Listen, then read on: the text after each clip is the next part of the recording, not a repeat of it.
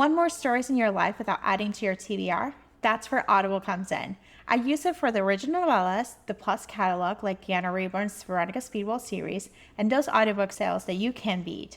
Right now, Audible has a special offer for new and returning members. Click the link in the show notes to see what deal you'll get and start listening today. Welcome to the Watch Your Next podcast. Today's guest is Karen from A Ruff Royal Christmas extraordinaire. She loves Christmas. She breathes Christmas and is a perfect guest for my Christmas extravaganza. Hi, Karen. Tell us what you've been up. Tell us who you are, because we already recorded this episode, but it did not make it past the editing phase, so we're re-recording it. Not because it was bad, it's just because the audio was not existent. Karen, tell us a little bit about yourself and what you've been up to And this how season. could we not have audio working? With all the talking I did, I might have broke it. Yeah. I mean, I'm so passionate when it comes to talking about Christmas because I love the holiday. I love the storytelling. And I feel like it's a one time of year that we can escape some of the chaos in the world with these cozy and comfortable stories. So a quick backstory about myself is I started off as a journalist, still a journalist in my heart always, but I was a hard news journalist, meaning I was a war correspondent. I was in Bosnia, I was in Afghanistan, embedded with the troops. I was investigative reporter. I was on the southern border. I won 3 Emmys. I've done executive produced and created 2 documentaries, 1.5 hour, 1 an hour about being in war zones, bringing you those human stories from the soldiers. So I've always been a storyteller. Even when I was very, very small, my mom said I was writing stories and I would want to tell everybody and chat. But it wasn't just about me. They were like these fantastical, imaginative stories. And I always loved Christmas movies as my therapy. I have a travel show called Travel Therapy, and it inspires and empowers through travel. And it was after I left TV news, I had gotten out of Afghanistan and I had done my documentary, and it was time for a change. I wanted to do stories that inspired and empowered. And I had been working in war zones and really difficult situations. But when I would come home from those experiences every Christmas, I would escape into the Hallmark movies. I would get on my little jammies. I would get my favorite drink and cookies. And it was just literally a way to disconnect and just kind of lock into that feeling that made me feel safe. I love that you knew what was coming. I love they were cheesy. I love it. That's what I wanted, that comfort. So when I left TV news, I started a travel show. I traveled to 68 countries. I'm still doing this. And that to me is inspiring and empowering. But all of a sudden, Laura, I couldn't travel. I had a small medical thing and I'm like, what do you mean? And it was 3 weeks, happened to be over the holidays. I'm living in New York City in a studio the size of a tin can. And I am watching Hallmark movies. And I said, wait, I've always wanted to write one. Is this my chance? So I studied it like a reporter. I literally had an old school notebook and I'm like, oh, the first commercial break's here. This is how many commercial breaks. Oh, they meet within 10 minutes. This is the near miss kiss. I basically studied the genre that I love so much. That's the tip I give when I'm teaching classes or talking about writing these movies and books that I do. And that's when I really leaned into it. I wrote my first story. I started researching who do I send it to? And it's kind of from there, it's history. I sent a story called The Christmas Prince. I thought it was going to be on Hallmark, and it ended up being Netflix's first original Christmas movie. I quickly did 3 other movies within 18 months, Christmas Camp for Hallmark, and then Every Day is Christmas and Rediscovering Christmas for Lifetime. Christmas Camp after the movie, I wrote the book. And then after Lifetime, the movie starring Toni Braxton, I wrote the book, Every Day is Christmas. And recently, when I was talking to executives that buy the movies, asking what they wanted another royal story like Christmas Prince. And honestly, Laura, as you probably know, the fans of A Christmas Prince, I love them so much. And on TikTok, where you can follow me, they're like, when do we get number 4? We had 1, 2, and 3. And I said, you have to talk to Netflix. I have no control. But I'm really blessed that while I started with HarperCollins, I also have my self-publishing company. So A Ruff Royal Christmas is this year's story. It is the answer to the fans that wanted a Christmas Prince 4, because it has all the royal hijinks. It has a royal twist that no one sees coming. And I'll be honest, that is not easy. It features Stormy, this amazing rescue dog. And I'll just tell you really quick and what it's about. It's kind of a flip of what we see on these royal romances. So we have a princess. She's pretty uptight because she's planning this fabulous ball for her dad who has passed away. It's in his honor. So she wants it perfect, understandably. However, her mom, the queen, is not your normal queen. She's quirky. She's fun. She's a little wild. So the princess has to have more of a a mother role, kind of to keep an eye on her mom. And that's why people say it's giving Gilmore Girls because of the mother-daughter banter and some of the things that we see in here. But meanwhile, the mom, God bless her, brings home an adorable little border collie rescue pup named Stormy. Only Stormy likes destroying Christmas decorations and all the preparations the princess is doing for the ball. So after Stormy is taking everything out, the princess says, Mom, we can't. I have my engagement party. This has to be perfect in Dad's memory. And the queen said, don't worry, I hired an American dog trainer. He's a dog whisperer. He's going to come pick up Stormy. He's going to be fine. He'll be a perfect little angel. But then the mom takes off to Paris for a quick last-minute shopping, and the dog trainer doesn't show up on time. So when he does, the princess and him get into it, of course, and while they're arguing, Stormy disappears. So now the princess and the hot dog trainer, Justin, have to work together. They're definitely fish out of water and opposite attract kind of situation for tropes. And they have to find Stormy before the princess finds out they have lost her new favorite member of the royal family. And it still has those small town vibes because it takes you through the kingdom and the Christmas markets and all of that. But here's where it's different, Laura. Because I was looking at it for a movie, I really raised the stakes a lot more so than in my other. And when you read it, there are some big stakes. And there's also a twist that nobody sees coming. And I'm so proud to say that the book came out right at the beginning of October, and no one has ever seen the twist coming. And so people are saying, wow, this is a different royal rom-com. It's also not the queen not wanting her daughter to marry a commoner. It's up. The queen, I think of it as like Princess Margaret back in the day and Princess Elizabeth. I kind of love the queen. She's one of my favorite characters. Yes. And I did POV of the queen. I put the queen's POV in here, which isn't usually probably normal.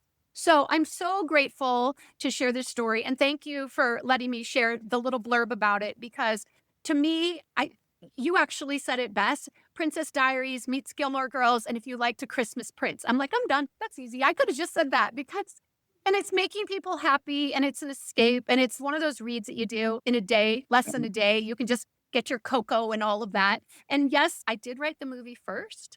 And so if you want, depending on where this conversation goes, I can tell you where I am with that. But I feel so blessed because the year prior, I broke my hand on Christmas Eve, and it was the first time I wasn't able to have a Christmas book for people since my debut in 2018. And I was heartbroken. And I know some of my fans that reached out, they were really sad too. So that's why this means a lot. And the dedication probably means the most. There are two women that are lovely, Elisa and Terry, that I met at my dad's care home, and they have 6 rescue dogs, and they haven't had vacation in years because a lot of them are sick and they don't feel comfortable leaving the pups at home. And so it's dedicated to them and all rescue organizations and veterinarians and trainers, for our forever furry friends, and for everyone out there that has a pet. I think they would really love the story and connect with it. We even have recipes in this and treats for Stormy. Healthy treats that include like fresh mashed blueberries and flaxseed, because only healthy for our pups. My dad ate one. There's nothing bad in here. It's almond flour. Can I try it? I'm like, you can if you start barking after I'm done.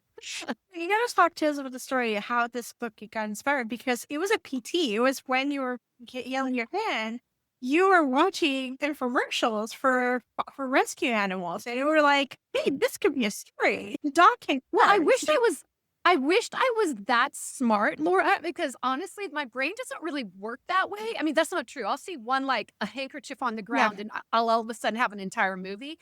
But in this case, because I was sort of out of it, I'm in physical therapy, and they had a show on called Lucky Dog, if anyone knows it. And it was just silent. And like I said, it was just this, and it was just captions. But there was this really nice looking young man trainer, and all these little dogs that had issues, and even the people have issues, because we know it's really the people. This is my philosophy. And as I'm watching it, and then, fast forward when I had to come up with something last minute on the fly, live, it'd be like if you said, Karen, I have an opportunity to write a movie. What do you got? I need to know right now. Because that was my experience. And I had just been with Elisa and Terry talking about their dog, and they have a dog I affectionately named Devil Dog because it terrorizes things. And that's where Stormy is Devil Dog. And he's like I'm not sure what he is. He has a little black tuft on his head that looks like little horns.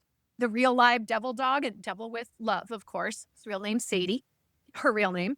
So I think that when I was doing this, it all kind of came together, and I love dogs so much. So thank you for saying that. I wish I could say I watched it and went, I'm going to make this movie. This is brilliant. But it came out of desperation. And then I think the best stories I say, and I'm sure from all of the stories that you share, has a personal connection. Like A Christmas Prince, I was a reporter and I was sent out to get the dirt on all the bad things, right? Whether it's war or investigative. And so obviously in A Christmas Prince, she's sent to get the scoop on the Playboy Prince. I had been to the UK with tourism. I had covered where Prince William and Kate lived on the Isle of Anglesey. Real life imitating art is, I think, the most important. So when you tell a story, it comes from your heart and something authentic. And I think, and I hope the readers and then the people, if it's made into a movie, can feel that too. So talk to us about being Christmas all year round in some ways, because this is your high season. This is your peak season. We're just in that Christmas time. You will have created Christmas Camp, which is a real life event.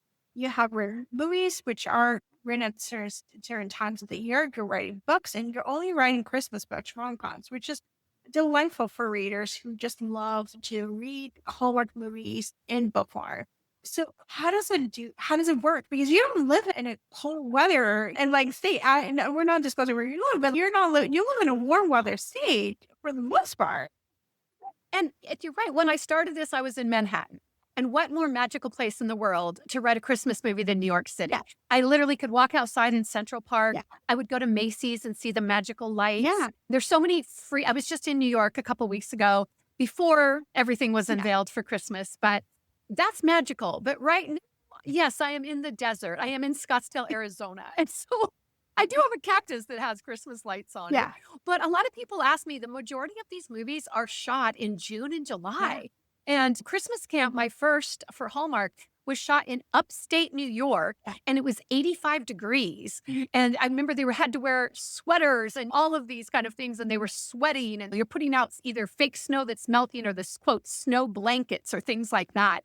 And these movies are shot in 14 days, and they'll translate that to the book. So the movie's being shot, and when I wrote Christmas Camp, it's July. So people are like, how do you stay in the mood? I wish I had it with me. I do 5 things to kind of get me in the mood, and it's the senses. I didn't even know I did this until I started teaching about how to write Christmas movies. I do this for Story Summit. We have ours coming up, and I'm so proud to say that some students that had never written books or movies took the courses, and these aren't my courses. I'm not selling anything here. It's a way to give back with Story Summit, and they are all about empowering, inspiring writers by bringing in mentors like myself. But they've sold movies that are on Hallmark, that have been on. And I gave them the same tips that you have to immerse yourself in Christmas. I don't care if you have screaming children, a screaming husband, screaming sisters, brothers, roommates in college.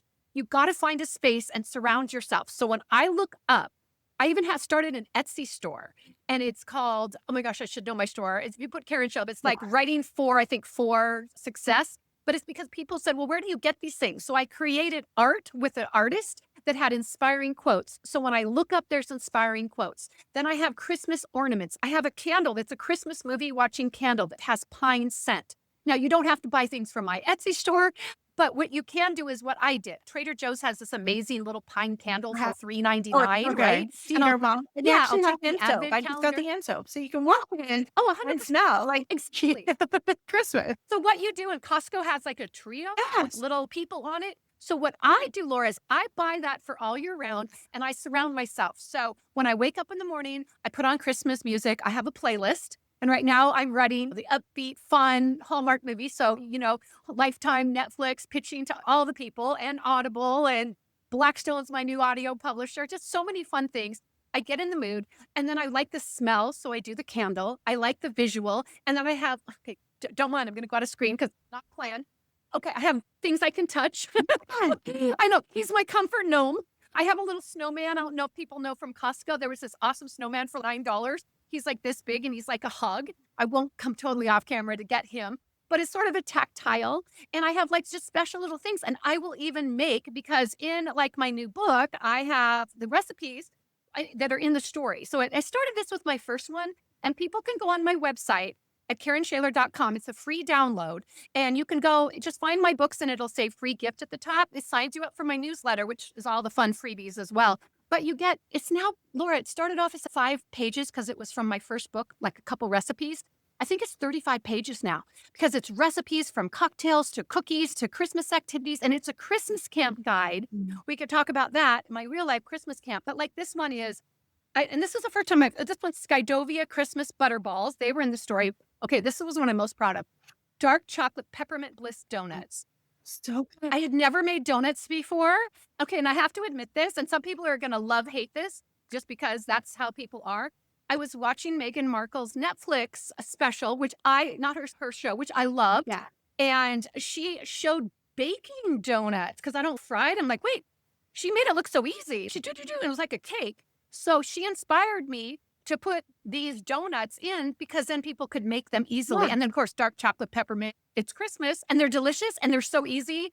And I have pictures of them like when you download the recipes, but besides Stormy's dog treats, which are awesome. And then I bought little hearts, like cookie cutters, so you can give the dogs, because I think it matters the visual. Yeah. I shot some video of trying them on my friend's 6 rescue dogs, because then you're like, oh my gosh, are the dogs going to eat them? I mean, I was researching because these are all my original recipes. So that's, I think, so for me, it's a very long answer of I immerse myself in Christmas. I love Christmas. And if anybody gets bored of it, I say, I look around the world at what's going on, and it's so hard for all of us right now. And Christmas is the one time a year that brings comfort. So why not immerse myself as much as possible? I am working on a new series, a couple different series that are not Christmas, that are book series and TV series. And it's not Christmas, but it's still comedy, drama, family, all the things. And there'll be Christmas specials in both of them. But yeah, it's exciting. And I think I'll always want a Christmas story, it's one way or the other, because it brings me joy and it's my tradition now, part of my life. I love that you have emerged into a portfolio career. Like it's not just in one thing or one job or one specific. You have multiple, like not diverse income streams, but like diverse places where you're actually feeling your creativity. Where if one place you burn out, you can go to another medium or you can try something else, and it allows you to have this artist way of portfolio of a career where you're able to kind of like do a little bit of everything and still be successful in that sense because you have the creative fulfillment of being able to pursue different projects. And I think that's so important for creatives. As a creative, whether you're an artist, a writer, a screenwriter, an actor, it's so hard. And you're seeing a lot of us do multitasking. I think it really started during COVID. Yeah. I had it here because I'm donating this to the children's organization I was sharing, even though it's an adult coloring book. I was just showing this in my last Zoom. But it's made like for adults, but it has these Christmas quotes, which I'm probably the most proud of because it has everything from Helen Keller to Washington Irving, Benjamin Franklin. And so a good example is AI told me to do this. Okay, I don't write with AI, but I use AI all the time to like how to fix my refrigerator because I don't want to call a repairman.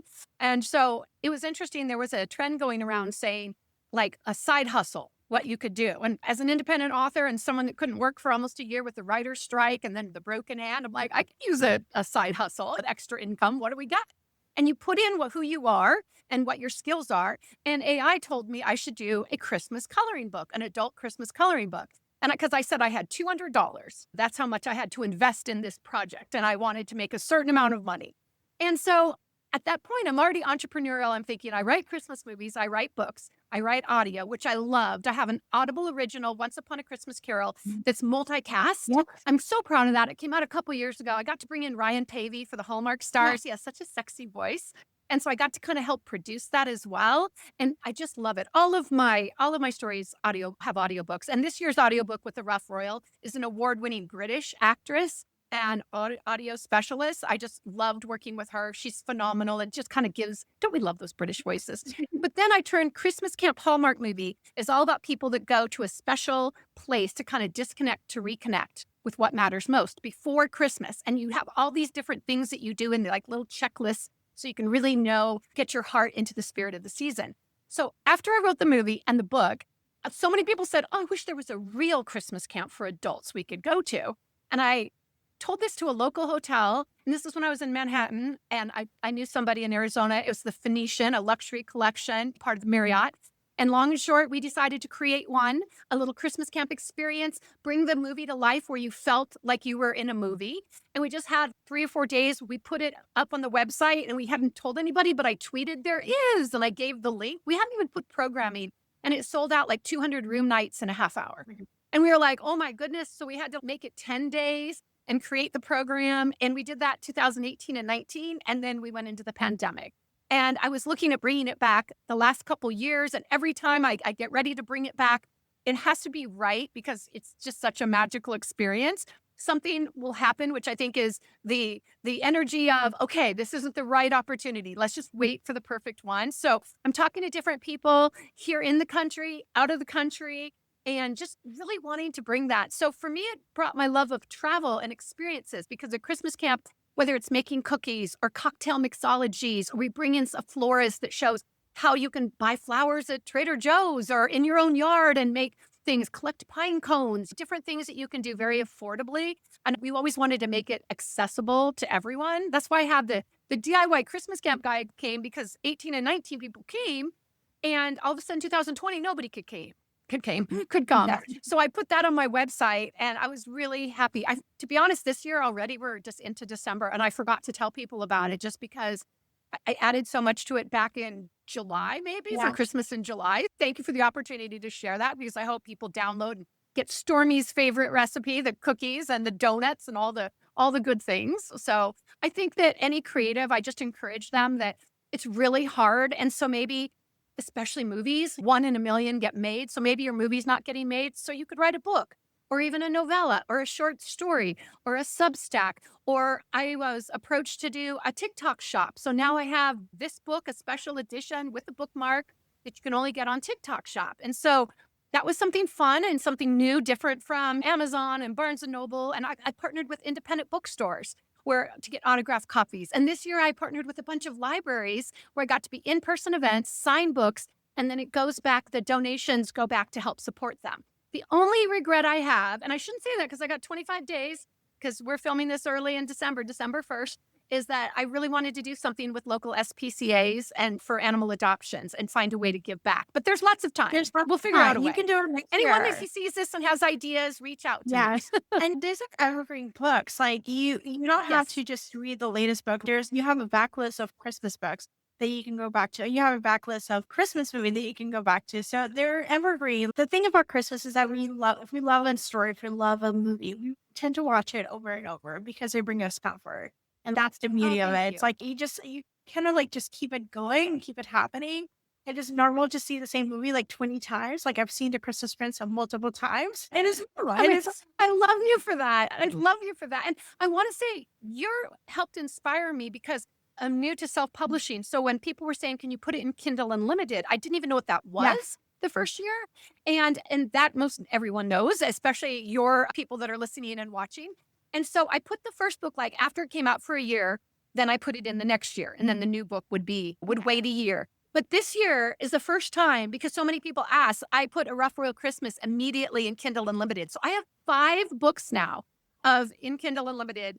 And that makes me so happy. And each one has a piece of the next one. So you can keep reading. None of them are series. They're all standalones. But to your point, and so many people say, there's several books that lean themselves to a tradition. And of all my movies, I actually watch Every Day is Christmas, which is on Amazon Prime now for free. It's a Lifetime movie starring Toni Braxton. She wanted to be the Scrooge. And it's the book right here, Every Day is Christmas. And it's the one the closest when I teach a class, I say, look at the movie, look at the book. They're identical, except the book has a little more, right? We get to know more, some behind the scenes and some more. But I wrote both of them. I was on set for that movie. The other extreme is when you read Christmas Camp up here, I wrote the movie first and the book identical, just like the other. However, so much changed because of budget, because of weather. So I always say read Christmas Camp first, and you could get it so inexpensive. Besides Kindle Unlimited, your local libraries, Thrift Books always has. I love Thrift Books. I love supporting independent bookstores. They have them for half price. I say, go get them. Go get a used one. Or ask your library. But if you read Christmas Camp and watch the movie, you will see a lot of differences. The overall story is the same. There's no new characters, but little things were taken out for budget. And some of it's so cheesy. I had to tell one scene really quick. It's really short because when I met the director, we talked about it. So the whole idea is Haley is our star. I still call it stars. I don't say protagonist because it seems like such a weird word. But she is our star in Christmas Camp. But she is a star advertiser and she isn't into Christmas. She's just too busy. And so she wants this Christmas toy account. And her boss is, you Christmas toys? No. And she's begging. So he's, okay, go to Christmas camp, graduate from Christmas camp, and I'll let you pitch for the toys. You have to find your Christmas heart and all that. And she's like, this is so crazy. And there's a checklist. So she thinks she's going to go in one day instead of 6, and she's going to knock it off the list. But of course, the handsome son, right, is of the innkeeper who's of Christmas camp is making sure she's not cheating and going through all of that. But when she goes in a room the first time, just picture this, Laura. She doesn't like Christmas. She's not into Christmas. And I say, there are angels everywhere. There's angels here. There's angels there. And I'm describing in the movie for the director, all these angels. Even she looks up and this angel is hanging from the ceiling staring at her. And so when I saw the movie, you guys have to see it. She goes into the room and there's angels and it's kind of like, so, they got that right. But when she looks up, the angel is like this big, like a paper. And I'm like, I pictured this beautiful angel that was kind of big and floaty. And I'm like, so I meet the director. I'm like, what the heck is that? It looks like it came out of a gumball machine. He goes, I think it did. We ran out of money. I'm like, oh my gosh. So those are the kind of stories that I think are so much fun. And thank you for letting me share that because it's one of my favorite. When I watched it for the first time, it actually released in a movie theater.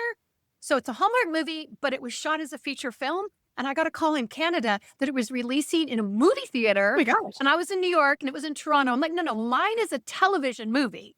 They're like, well, your television movie is on a marquee at a movie theater in Toronto. So I flew to Toronto, bought a ticket, popcorn with some friends, and I saw it in a real life theatrical release, which was amazing for 6 months prior to Hallmark releasing it as part of Christmas in July. But when that scene came, I have never seen it, right? I was like, whoa. I just started laughing so hard because I was like, is this like a joke? And then I met the director and he was so cute. And he talked about they ran out of budget. They were using their own clothes, all the stories. One story he just told, he came on people that pre-order and I had a special Zoom where they could talk to him, the director of Christmas Camp. I thought that was a fun way to thank people. I didn't know this story. He probably wouldn't have told it when it first came out, right? But now it's years later. He said, I was telling something we didn't know, behind the scenes, funny stories. He goes, well, we had the inn, just like you had in Christmas Camp, had described it. We had it perfect, but we arrived ready to go. We're shooting in 16 days and we lost it. We couldn't shoot there. I'm like, what? And he goes, so we're driving around this town, knocking on doors saying, hey, we're a Hallmark crew. Can we rent your home? So they had to last minute, literally door knock to find it. And that explains why when you see the house in Christmas Camp, that was the other thing. I'm like, it just wasn't what I envisioned. And it's not what I envisioned either. So these are the stories I love to share. I know people that follow me when I'm doing TikToks, and I'm always sharing these because I think that's what's fun to, especially if you're binge watching these kind of Christmas movies. There's so many great behind the scenes stories. I love these behind the scenes. Oh my gosh, they had to door knock. That actually could be a book. You're right. I know, right? right? Christmas movie, and you have to like everything is shot, and you're like, I got to knock on the door, and maybe it's like neighbor. This was July as well, and he was going to inns because it couldn't be a house because it had to be like an inn. So you have to find somebody that's not booked up, and they're like, apparently they're like, well, when are you shooting? They thought they'd be shooting at Christmas because a Christmas movie. Silly people. He's tomorrow. We need the house tomorrow, like now. So I was grateful. I would love to meet the people that made their home an inn available, which is amazing. But when you see the exterior of it, so I'd like people to go back and watch it because it's so much more fun when you know the behind the scenes stories. Look for the angel. Awesome. All right, Karen, tell us where you've been up. Tell us what you're planning for next year. Do you have an idea? So where's A Ruff Royal Christmas is going? Maybe like a little hints for next year, 2026, moving forward. Oh, I'd love to share. I have so many projects. I think the biggest thing as a creative is you're always looking forward, right? And you're trying to find the next story or it finds you. Because I thought of this as a movie first, this year we are reaching out. Normally the way that I have sold my movies is they buy them. And as a writer, you're sort of off the picture. You might get to go on set. And in a television movie, the director, the network, they're the ones that do the casting and pick the actors and all of that. But this time we're actually finding our star, our princess, because she's amazing. And so we are looking at casting and having someone and putting the package together for several potential buyers. We're sort of in on it together. Yeah. I have also reached out for the first time to, I can't say too much, but internationally, I want to shoot internationally and really use my travel destinations and lean into that. You're seeing a lot of that on Hallmark. I had pitched that 10 years ago when I started, but nobody was doing it. And I'm like, let's take people to other locations and see. But I'm also, as much as I love Christmas, I am also looking at a book series. I say it's kind of like Big Little Lies, Virgin River-ish, that type of a vibe where it's a series. It'll be my first series. and I'm going to write it as a book series first. And I already have interest in the TV side, but I really want to my readers first.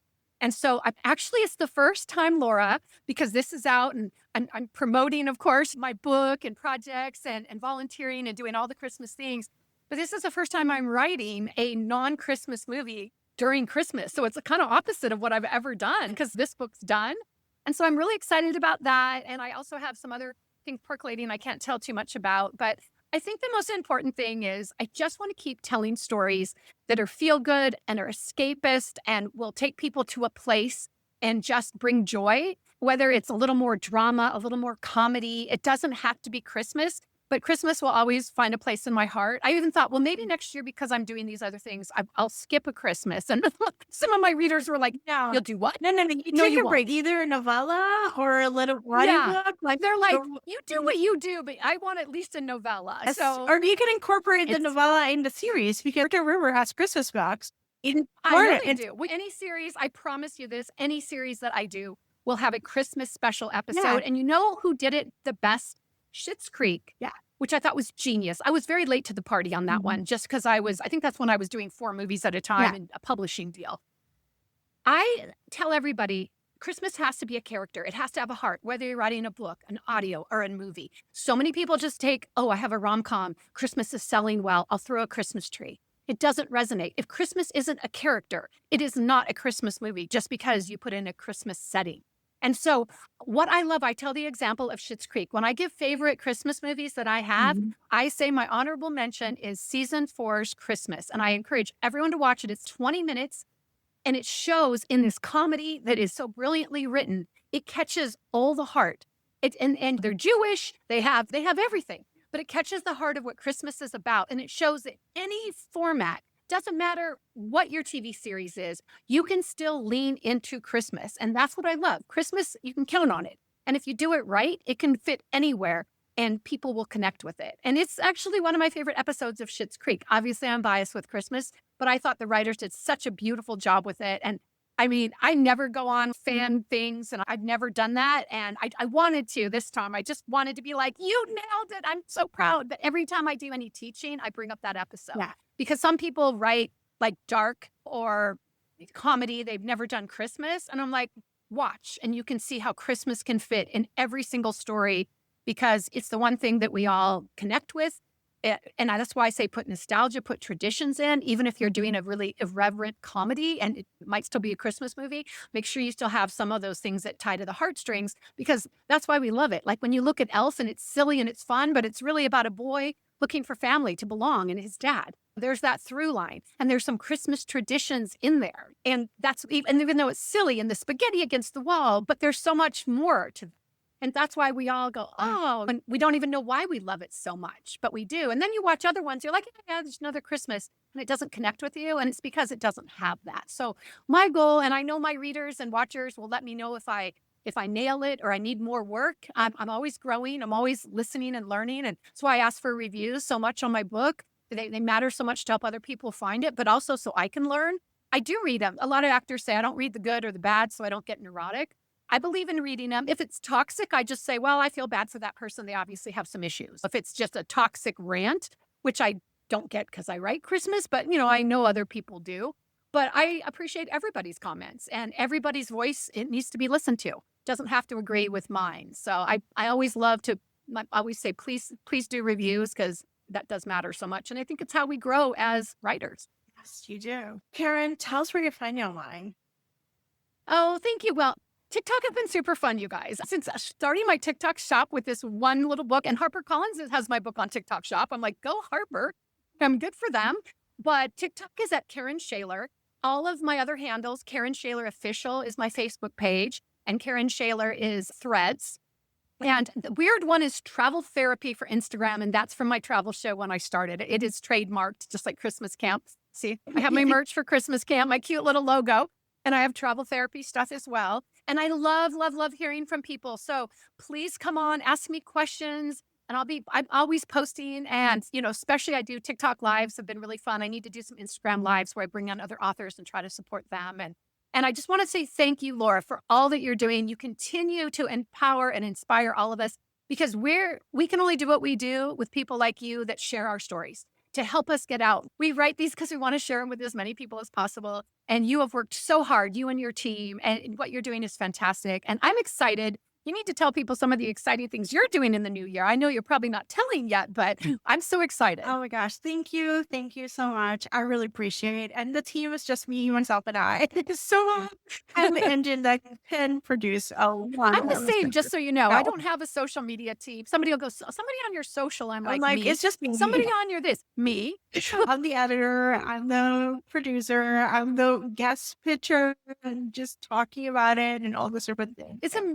That's even more amazing because you do so much. I mean, that is phenomenal. And I'm excited because I love when we met, I'm like, "Oh man, I think we're kindred spirits Yeah. because we both care so much." That's what matters to me is someone that cares. Yes. Oh, you, as always, it's always a pleasure talking to you. And I hope to have you back next year to talk whether it's not Christmas and whether it's Christmas time. So who will wait and see. So thank you, Kara, for being on the show. Oh, thank you so much, you guys, and happy holidays. Thanks for listening to The What to Read Next. For more book lists, cozy reads, and library tips, visit the whattoreadnextblog.com. Your next great read might be waiting there.